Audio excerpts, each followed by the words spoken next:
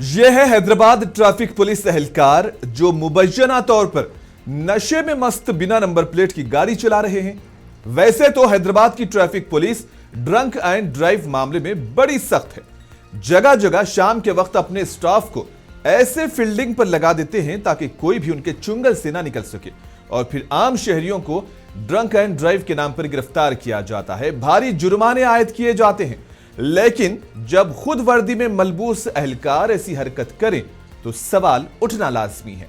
अब जबकि 17 सितंबर सकूत हैदराबाद के प्रोग्राम में सीएम रेवंत रेड्डी ने खासकर शराब और मुंशियात से पाक माहौल बनाने पर जोर दिया था, तो वहीं हैदराबाद की सड़कों पर मुबैना तौर पर खुद ट्रैफिक पुलिस एहलकार की जानिब से कानून की धज्जियां उड़ाई जा रही हैं। ताजा वीडियो में एक ट्रैफिक पुलिस एहलकार को बगैर नंबर प्लेट की गाड़ी में मुबैना तौर पर नशे में धुत हालत में देखा गया, जिसने अवाम में गम व गुस्से की लहर दौड़ा दी है। क्या कानून का इस तरह मजाक उड़ाना, वर्दी की तौहीन करना सही था? इस पर आप क्या सोचते हैं? कमेंट्स में जरूर बताएं।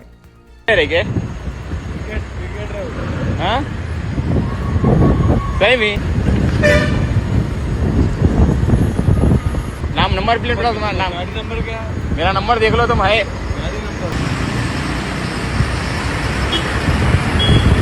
अरे बैच नंबर 8432।